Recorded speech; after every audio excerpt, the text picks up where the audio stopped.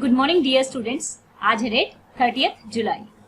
आपकी क्लास है 9th, social science हमारा सब्जेक्ट है। अब सोशल साइंस में देखो बच्चा, मैंने अभी तक आपको बताया नहीं था, सोशल साइंस में आपके 3 पार्ट हैं, ठीक है। एक तो आपका क्या है, इकोनॉमिक्स है, ठीक है, एक इकोनॉमिक्स है, एक फिर पॉलिटिक्स है और एक हिस्ट्री है।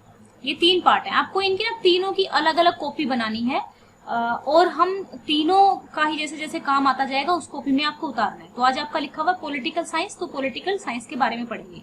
अब ये पॉलिटिकल साइंस का आपका कौन सा चैप्टर हो रहा है, सेकंड चैप्टर हो रहा है, कॉन्स्टिट्यूशनल डिजाइन। हमने पिछले लेक्चर में क्या देखा था कि कॉन्स्टिट्यूशन होता क्या है। कॉन्स्टिट्यूशन होता क्या है, कॉन्स्टिट्यूशन क्या होता है बेटा, कॉन्स्टिट्यूशन एक क्या थी, रूल्स, सेट ऑफ रूल्स था। क्या था, सेट ऑफ रूल्स था जिसके अकॉर्डिंग कंट्री को गवर्न किया जाएगा। तो जिन लोगों ने पिछला लेक्चर नहीं देखा है वो प्लीज वर्कशीट नंबर 10 देखें, एसएसटी की सोशल साइंस की वर्कशीट नंबर 10 देखेंगे तो आपको ये समझ जाएगा कॉन्स्टिट्यूशन होता क्या है। तो अभी कह रहे हैं कि भाई हम कॉन्स्टिट्यूशन तक कैसे पहुंचे, हम लोग तो गुलाम थे, है ना, ब्रिटिशर्स ने हमें गुलाम बना रखा था। तो आज हम ये जो पूरा ये थ्योरी इन्होंने दी हुई है इसको बाद में देखेंगे। पहले आज हम एक स्टोरी सुनते हैं। वर्ल्ड वार सेकंड के बाद, ठीक है, वर्ल्ड वार सेकंड के बाद ये तय था कि भारत को आजाद कर दिया जाएगा, अंग्रेज भारत को छोड़कर चले जाएंगे। अब बात ये थी कि भारत को वो लोग छोड़ के जाएंगे तो किस तरीके से लोग, जो कंट्री है भारत, उसको चलाया जाएगा, उसमें कौन कौन से नियम लागू होंगे। तो ये नियम अभी तक बने नहीं थे। तो उसके लिए जो ब्रिटिशर्स ने एक कैबिनेट मिशन भेजा, कैबिनेट मिशन को भेजा गया। तो ये जो कैबिनेट मिशन है ये 1946 में आया था। इसने क्या कहा, इससे पहले 1940 में हमें आजादी कब मिली, 1947 में, 15 अगस्त 1947 को हम लोग आजाद हुए थे, है ना। तो 1940 में इससे पहले पाकिस्तान की डिमांड आ चुकी थी कि भाई हमें तो पाकिस्तान चाहिए।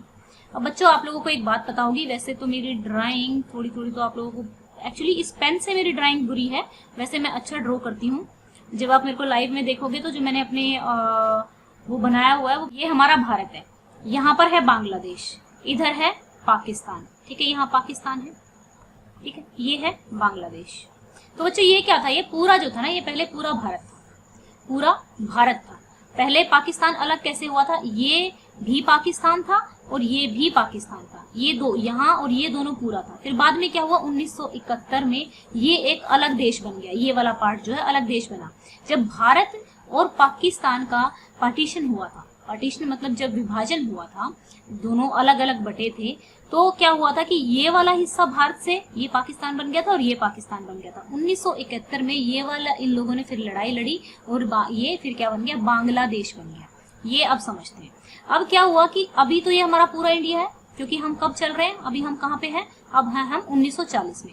1940 में मुस्लिम्स ने डिमांड करना स्टार्ट कर दिया, क्योंकि यहाँ पे भी मुस्लिम लोग ज्यादा थे और इधर भी मुस्लिम लोग बहुत ज्यादा थे। तो उन्होंने कहा कि भाई हमें तो अलग पाकिस्तान चाहिए, ठीक है, अलग देश चाहिए, हम भारत के साथ, यानी कि था तो ये भारत ही, लेकिन उन्होंने कहा कि हम जो मुस्लिम्स हैं हम तो अलग, हमें तो अलग से चाहिए, एक देश चाहिए। लेकिन देश के जो नेता थे, बहुत सारे नेता थे, इवन जो अंग्रेज थे वो भी नहीं चाहते थे कि भारत का बंटवारा हो। तो उन्होंने कहा कि 1940 में जब कैबिनेट मिशन आया तो उसने कहा कि भाई हम बंटवारा तो नहीं करेंगे, आप लोगों को हम एक असेंबली बना देते हैं, एक संविधान सभा बना देते हैं, कॉन्स्टिट्यूएंट असेंबली बना देते हैं। उसमें आप लोगों को चुनाव होगा, उसमें जो लोग चुन के आएंगे फिर वो लोग रूल बनाएंगे, वो लोग क्या करेंगे, कॉन्स्टिट्यूशन बनाएंगे, वो लोग संविधान लिखेंगे। तो बताओ संविधान सभा क्या काम करती थी, कॉन्स्टिट्यूशन असेंबली का क्या काम था, कॉन्स्टिट्यूशन असेंबली का कॉन्स्टिट्यूशन यानी कि जो रूल्स थे, देश को किस तरीके से गवर्न किया जाएगा, वो रूल कॉन्स्टिट्यूशन असेंबली को बनाने थे, ठीक है। लेकिन हुआ क्या कि 24 जून जब ये कैबिनेट मिशन आया, इसने कह दिया कि भाई हम तो क्या है, हम अलग पाकिस्तान नहीं बनाना चाहते, और इसने पावर्स को थोड़ा थोड़ा डिवाइड कर दिया सबके बीच में। जब थोड़े और बड़े हो जाओगे तो और डिटेल में पढ़ पाओगे, ठीक है।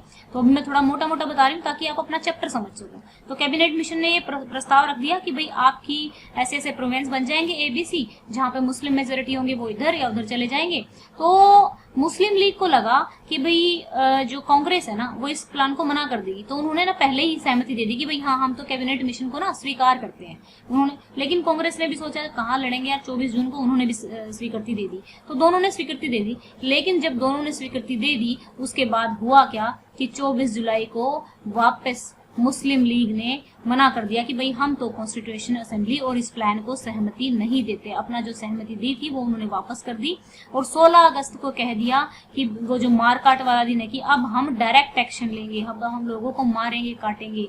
तो मारकाट एक तरह से उस दिन से छिड़ गई थी, ठीक है। 16 अगस्त 1946 से उन्होंने डायरेक्ट एक्शन की बात कह दी थी। इतना खून खराबा हुआ था उस टाइम पे, तो उस खून खराबे को, उस मारपीट को देखते हुए क्या हो रहा था कि फाइनली फरवरी 1947 में वहाँ जो ब्रिटिशर थे यानी कि अंग्रेज थे, वहाँ के प्रधानमंत्री थे एटली, ठीक है।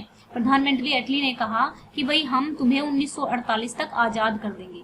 लेकिन ये जो मारकाट चलती रही और ये सब कुछ होता रहा, तो उसके बाद इनके बाद जो माउंट बेटन आए, ठीक है, माउंट बेटन आए, ठीक है ना, माउंट बेटन भारत आए। उन्होंने 3 जून 1947 को कह दिया कि भाई भारत का बंटवारा होना ही एक ऑप्शन है, तो भारत का बंटवारा किया जाएगा। और उस दिन 3 जून 1947 को क्या हुआ, 3 जून 1947 को ये तय हो गया कि भाई भारत का बंटवारा होगा। लेकिन देखो 1948 की डेट तय की गई थी, लेकिन पहले ही भारत को छोड़कर वो लोग चले गए थे। अब हमारी जो कॉन्स्टिट्यूशन असेंबली बनी थी, ठीक है, वो हमारी दिसंबर 1946 में बनी थी। उसकी पहली उसकी सभा हुई थी। तो जो पहली सभा हुई थी ना, पहली जो मीटिंग हुई थी, उसमें मुस्लिम लीग ने पार्टिसिपेट नहीं किया था, ठीक है। अब जो इसके मेंबर थे, अब जो आपसे पूछे जो कॉन्स्टिट्यूशन असेंबली में जो लोग आए, जो मेंबर आए, वो इलेक्ट होकर आए थे, चुनाव लड़ा गया था, 299 मेंबर बने थे उसके। अब जो 299 मेंबर जो बने थे, अब इसका जो आपको ये याद रखना है कि इसका प्रेसिडेंट कौन था। देखो कभी भी एक ग्रुप बनता है तो उस ग्रुप का एक लीडर तो होता ही है ना। आप व्हाट्सएप पे भी लगा लो, अगर आपका एक ग्रुप है तो उसका एक एडमिन तो होता ही है। तो उसी तरीके से जब ये कॉन्स्टिट्यूशन असेंबली बनी तो इसके एक परमानेंट अध्यक्ष भी बने, एक परमानेंट प्रेसिडेंट बने, अध्यक्ष कह लो या प्रेसिडेंट कह लो। वो कौन थे? पहले इसके परमानेंट अध्यक्ष किसके? संविधान सभा, कॉन्स्टिट्यूशन असेंबली संविधान सभा के जो पहले अध्यक्ष थे वो कौन थे? राजेंद्र प्रसाद। कौन थे? डॉक्टर राजेंद्र प्रसाद इसके पहले अध्यक्ष थे, ठीक है बच्चों। अब राजेंद्र प्रसाद ही बाद में भारत के पहले राष्ट्रपति भी बने। ये बात समझ में आ गई। अब ये देखो, इन्होंने एक ड्राफ्टिंग कमेटी बनाई, ठीक है, सभी मेंबर्स ने मिलकर एक ड्राफ्टिंग कमेटी, जिसको हिंदी में क्या कहा जाता है? प्रारूप समिति। प्रारूप समिति, जिसको हिंदी में समझ में आता है वो हिंदी से समझ लो। एक ड्राफ्टिंग कमेटी बनाई, प्रारूप समिति, और इसके जो क्या करेगी? जो कॉन्स्टिट्यूशन लिखेगी, जो संविधान लिखेगी, जो संविधान लिखेगी, जो कॉन्स्टिट्यूशन लिखेगी, ठीक है। अब इसके चेयरमैन कौन थे? असेंबली के, यानी कि संविधान सभा, कॉन्स्टिट्यूएंट असेंबली के चेयरमैन, प्रेसिडेंट कौन थे? डॉक्टर राजेंद्र प्रसाद, ठीक है। और यही हमारे पहले राष्ट्रपति, प्रेसिडेंट भी बने, ठीक है। अब ड्राफ्टिंग कमेटी यानी जो प्रारूप समिति थी, इसके चेयरमैन कौन थे? इसके चेयरमैन जो, यानी कि इन लोगों ने ही मिलके, इनमें से ही कुछ मेंबर्स ने मिलके एक ड्राफ्टिंग कमेटी बना दी कि भाई हम संविधान लिखेंगे। तो इसके जो चेयरमैन थे वो थे BR अम्बेडकर, ठीक है, भीमाराव अम्बेडकर। आपकी बुक में, आपकी वर्कशीट में ये सब लिखा हुआ है, लेकिन मैं डायग्राम के थ्रू आपको समझा रही हूँ। तो ये हुई थी स्टोरी। मैंने क्या बताया कि 1940 में पहली बार क्या रखा गया था? डिमांड रखी गई थी, भाई हमें तो पाकिस्तान चाहिए। 1946 में कैबिनेट मिशन आया। कैबिनेट मिशन ने कहा कि हम आपको संविधान सभा दे रहे हैं। संविधान सभा का एक बार तो मुस्लिम लोग ने कह दिया कि हम पार्टिसिपेट करेंगे, लेकिन नहीं किया। और तो पहली जो इनकी मीटिंग दिसंबर 1946 को पहली इसकी मीटिंग हुई थी। और फिर ये देखो कि अब जो ये संविधान सभा थी, इसने ही हमारा कॉन्स्टिट्यूशन लिखा था। और अगर आपसे ये पूछे, जो कॉन्स्टिट्यूशन बहुत लंबी चौड़ी बहस के बाद बना था, ठीक है। तो इसको 2 साल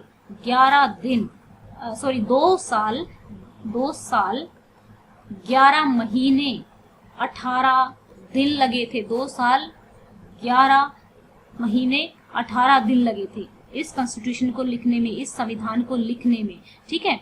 और अगर आपसे ये पूछा जाए कि अब 2 चीजें होती हैं, अब जैसे आपकी आज ही आपकी एक नई शिक्षा नीति आई है ना, नेशनल एजुकेशन पॉलिसी आई है जिसमें आपके एजुकेशन पैटर्न चेंज किया जाएगा, वो उसकी वीडियो में बनाऊंगी, वो आप समझ लेना क्या है। एक तो होता है कोई कानून को स्वीकृति मिल जाना, एक भाई कानून को स्वीकार कर लिया गया, एग्री कर लिया गया लॉ को। एक होता है कि भाई उस तारीख से लागू किया जाएगा। भाई मैं आज कह देती हूँ कि हम ना क्विज बनाएंगे, भाई आज मैं क्विज की वो कर देती हूँ कि हाँ हमने अप्रूव कर दिया, आप लोगों ने भी कह दिया कि ठीक है मैम क्विज बनाओ, और मैं भी कह देती हूँ क्विज बनेगा भाई, ठीक है। तो आज का दिन क्या हो गया, आज होगी 30 जुलाई। तो फिर हम क्या करते हैं कि इसको लागू कब से करेंगे, यानी कि हम बनाना कब से शुरू करेंगे। तो लागू मैं कह देती हूँ भाई 1 अगस्त से करेंगे, ठीक है। तो ये लागू की डेट हो गई, और ये जिस दिन हमने अपनाया, तो अपनाया, ठीक है, इन दोनों वर्ड्स को आगे तक याद रखना है। यानी कि एडॉप्टेड जिस दिन हमने लिया, एक तो जब कब लिया हमने, और लागू कब किया। लागू मतलब एनफोर्स, ठीक है, या फिर इफेक्ट में आना, इफेक्ट में कब से आया, ठीक है। तो ये दो डेट हो गई हमारी। एक तो एडॉप्ट करना, ये कब एडॉप्ट किया गया आपका, ये आपका एडॉप्ट किया गया 26 नवंबर 1949 में, 1949 में। और लागू मैंने कब किया, मैंने नहीं किया, जो भारत के प्रधानमंत्री थे, ठीक है। लागू 26 जनवरी हमने लागू कब किया, 26 जनवरी 1950 को लागू हुआ, ठीक है, इफेक्ट में आ गया। तो ये दोनों क्वेश्चनों को आपको ध्यान से रखना है। जब आपसे पूछा जाए अपनाया कब गया या फिर एडॉप्ट कब किया गया, ये किया गया 26 नवंबर 1949 में। और लागू कब हुआ, लागू कब हुआ बेटा, एनफोर्स्ड कब हुआ या इफेक्ट में कब से आया, तो 26 जनवरी 1950 में ये इफेक्ट में आया। ये हमने सारी चीजें एक बार कर ली हैं। तो अभी ये आपका आज का है। इन्होंने कहा कि the making of the constitution for a huge and diverse country like India was not easy affair. इतना आसान नहीं था इतने बड़े देश के लिए कॉन्स्टिट्यूशन बनाना, जबकि भारत इस दिल दहलाने वाले एक्सपीरियंस से गुजर रहा था कि भारत और पाकिस्तान के 2 टुकड़े हो रहे थे, लेकिन फिर भी वो कॉन्स्टिट्यूशन बन रहा था। लेकिन अच्छी चीज ये है, however good thing was that in India conscience. Conscience क्या मतलब होता है, सहमति। इन वर्ड्स को याद कर लो, जो थोड़े थोड़े हम लिखवाते हैं। सहमति बन गई कॉन्स्टिट्यूशन को बनाने के लिए, ठीक है। जब आजादी के लिए लड़ाई लड़ी जा रही थी तभी से थोड़ी थोड़ी सहमति बननी स्टार्ट हो गई थी। फ्रेमवर्क, फ्रेमवर्क क्या होता है, किसी चीज का एक तरह से फ्रेम तैयार कर लेना कि भाई इस खाका तैयार कर लेना। फॉर एग्जाम्पल आपने अपना घर बनाना है, यहाँ कह दोगे कि यहाँ अलमीरा निकलवानी है, यहाँ पे किचन बनाना है, यहाँ पे बाथरूम, एक तरह से आपने एक खाका सा तैयार कर दिया। तो फ्रेमवर्क तैयार हो गया कॉन्स्टिट्यूशन का, और उसमें यूनिवर्सल एडल्ट फ्रेंचाइजी दी गई। यूनिवर्सल एडल्ट फ्रेंचाइजी क्या होती है कि 18 साल से ऊपर जितने भी लोग होंगे वो सभी वोट दे सकेंगे, चाहे वो हिंदू हो, चाहे वो मुस्लिम हो, चाहे वो महिला हो। आपने 9th क्लास में पढ़ा होगा अपनी 9th की बुक में, हिस्ट्री की में, कि जो फ्रेंच रेवोल्यूशन हुई थी उसके बावजूद भी बहुत टाइम तक वुमेन्स को वोटिंग का राइट नहीं दिया गया था। लेकिन देखो अपना इंडिया कितना महान है कि जैसे ही आजाद हुआ वैसे ही वुमेन्स को इक्वलिटी देनी स्टार्ट कर दी गई थी। अब बच्चों ये माइनॉरिटी क्या होता है, माइनॉरिटी का मतलब अल्पसंख्यक होता है। अलग क्या मतलब, आप तो हिंदी पढ़ते हो अभी तक, अल्पसंख्यक, अलग मतलब थोड़े, यानी कि जो लोग माइनॉरिटी यानी कि जो कम है। जैसे अगर हिंदुओं की परसेंटेज इंडिया में, जैसे बुद्धिस्ट हैं, ठीक है, बुद्धिज्म है, तो 8% लोग ही हैं वो, या फिर मुस्लिम्स हैं वो लोग अगर 20% है इंडिया में, बाकी वो हिंदू कितने हैं, मेजोरिटी में है, यानी कि अगर 80% हिंदू हैं तो हिंदू मेजोरिटी होगी। जो भी रिलीजन या भी जो भी रिलीजन्स है जो कम परसेंटेज में है इंडिया में, जिनकी पॉपुलेशन कम है, वो माइनॉरिटी कहलाती है। क्या कहलाते हैं, माइनॉरिटी कहलाते हैं। तो इक्वल राइट दिए गए। This means that conscience again सहमति बनी कुछ बेसिक प्रिंसिपल्स पे। अब कॉन्स्टिट्यूशन असेंबली, किस तरीके से कॉन्स्टिट्यूएंट असेंबली बनी, किसने कहा था कि कॉन्स्टिट्यूएंट असेंबली बनेगी, कैबिनेट मिशन ने कहा था। तो अगर आपसे पूछा जाए कॉन्स्टिट्यूएंट असेंबली है क्या, कॉन्स्टिट्यूएंट असेंबली जिसने हमारे कॉन्स्टिट्यूशन को लिखा है, ठीक है, जो रिप्रेजेंटेटिव थे जिनको चुना गया था उन्होंने लिखा है। तो इतनी बड़ी, the drafting of a voluminous document called constitution was done by assembly of elected representative। जो चुने गए रिप्रेजेंटेटिव थे उनके द्वारा कॉन्स्टिट्यूशन लिखा गया था, और उन्हीं रिप्रेजेंटेटिव की जो ग्रुप था उसको कॉन्स्टिट्यूएंट असेंबली कहते थे। तो जो ये कॉन्स्टिट्यूएंट असेंबली थी इसमें 299 मेंबर थे। इसकी पहली मीटिंग कब हुई थी, 13 दिसंबर 1946। ठीक कर लेना, मैंने शायद मैंने शायद पीछे भी 13 दिसंबर बोल दिया है। आप लोग ठीक कर लेना इसको, ये 9 दिसंबर है, ठीक है। मेरे को कुछ और ध्यान रह गया ऑब्जेक्टिव रेजोल्यूशन का, ठीक है, आप लोगों के सिलेबस में नहीं है वो। 13 बोल रही हूँ, 9 दिसंबर 1946 को पहली मीटिंग हुई थी। इसके फर्स्ट प्रेसिडेंट बने थे डॉक्टर राजेंद्र प्रसाद, ठीक है। सेवरल राउंड ऑफ, अब बहुत सारे डिस्कशंस हुए थे। अब पहले ये तो बन गए प्रेसिडेंट किसके, कॉन्स्टिट्यूशन असेंबली के, और पहले भारत के प्रेसिडेंट, स्वतंत्र भारत के प्रेसिडेंट भी यही बने थे। अब जो ड्राफ्टिंग कमेटी बनाई गई थी उसके चेयरमैन कौन थे, डॉक्टर भीमाराव अंबेडकर। अब मैं ये आपको बता चुकी हूँ कि 2 साल, ठीक है, 11 महीने 8 दिन लगे थे कॉन्स्टिट्यूशन को बनाने में। अब एडॉप्ट कब किया गया था कॉन्स्टिट्यूशन, 26 नवंबर 1949 को, और इफेक्ट में कब आया था, 26 जनवरी 1950 को, ठीक है। अब बात ये आती है कि बहुत से कंट्री ऐसे हैं जिनमें एक बार संविधान लिख दिया गया, आपस में नहीं बनी, फिर से रीराइट करना पड़ा, लेकिन हमारे कॉन्स्टिट्यूशन को 70 साल होने को हैं, 70 साल से पार हो चुके हैं हम, लेकिन फिर भी हमारा कॉन्स्टिट्यूशन हमारे जो सिटीजन हैं हम लोगों को बांधे हुआ है। क्यों?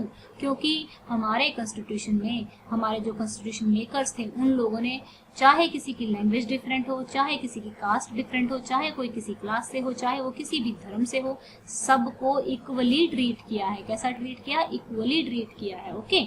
अब अलोंग विद द, वो कह रहे हैं कि अलोंग विद द, यानी कि यूनिवर्सल एडल्ट फ्रेंचाइजी, क्या बताया था मैंने, जो लोग 18 साल से ऊपर होते हैं वो लोग, सभी लोग वोट कर सकेंगे, which was not prevalent before independence, यानी कि एडल्ट फ्रेंचाइजी दे दी गई थी। ओवर द टाइम हमारे अमेंडमेंट क्या होता है बेटा, अमेंडमेंट को हिंदी में सही वर्ड तो होता है संशोधन, ठीक है, चेंज करना, यानी कि अमेंडमेंट में कई बार चेंज हो चुके हैं, लेकिन जो इसकी बेसिक, जो इसकी सोल है, जो इसकी आत्मा है कि भाई जो सभी लोगों को इक्वल अधिकार मिलना चाहिए, सभी को इक्वल अपॉर्चुनिटी, सभी को इक्वल जॉब, सभी को खाना पानी, तो सभी को इक्वली ट्रीट किया जाएगा, ये चीज अभी तक चेंज नहीं हुई है, ठीक है। तो अब आपके हम करेंगे questions. What is constituent assembly, ठीक है। The representative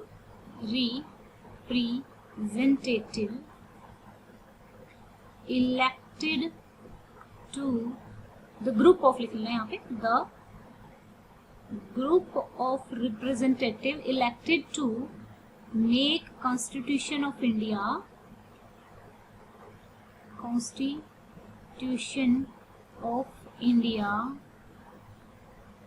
is called as, मैं सीए लिख रही हूँ, आपको पूरा लिखना है, कॉन्स्टिट्यूशन असेंबली लिखना है, ठीक है।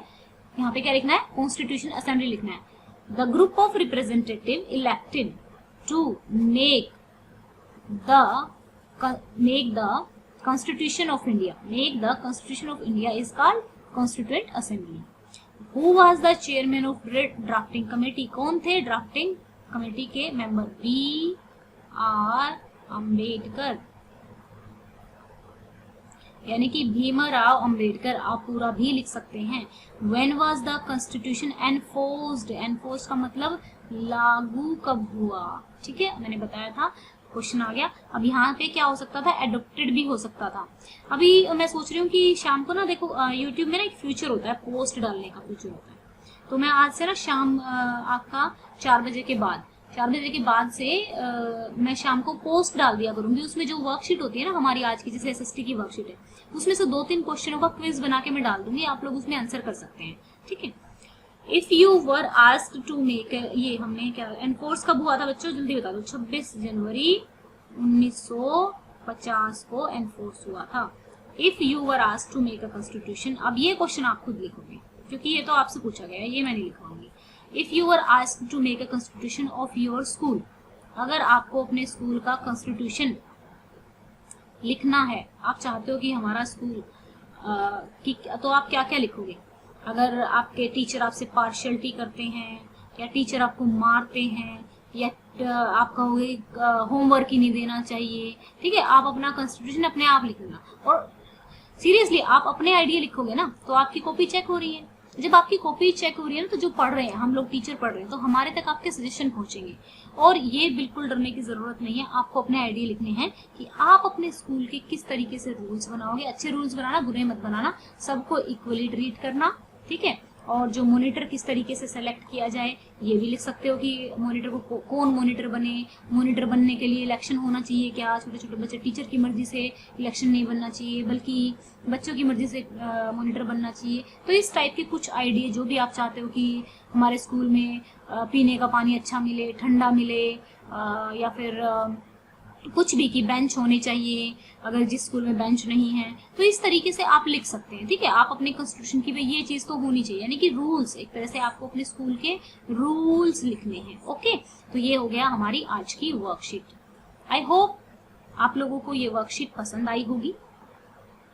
Thank you and have a nice day. और मेरे लिए आपको एक काम करना है, क्या करना है, आपको ये लाइक करना है, ठीक है। मुझे लाइक वाला ना अभी तक बनाना नहीं आया, ये ऐसे ही होता है ना लाइक, ठीक है। लाइक करना है और दूसरा इस वीडियो को शेयर करना है ताकि उन बच्चों तक पहुंच सके जिनको इसकी एक्चुअल में जरूरत है। कुछ लोग ऐसे होते हैं बेटा, ट्यूशन की फीस ज्यादा नहीं दे पाते हैं, स्कूल में भी ऐसा होता है कि नहीं जा पाते हैं। आप लोग देखोगे ना, कई बार आपने देखा है एक बहुत ही गरीब परिवार का बंदा IAS बन गया है, तो जो हमारा ऑनलाइन प्लेटफॉर्म है वो लोग अपने मम्मी पापा की हेल्प करते हुए भी, जो लेबर के लोग हैं, कभी ना कभी टाइम में पढ़ाई कर सकते हैं। तो जो ये वीडियोस हैं, अगर आपको लगता है कि चीजें अच्छे से समझ में आ रही है तो इनको शेयर जरूर किया करो। लाइक और कमेंट करोगे तो ये और जल्दी यूट्यूब की सर्च में आएंगी और आगे बढ़ेंगी। आई होप कि आप मेरी बात को समझ रहे हैं।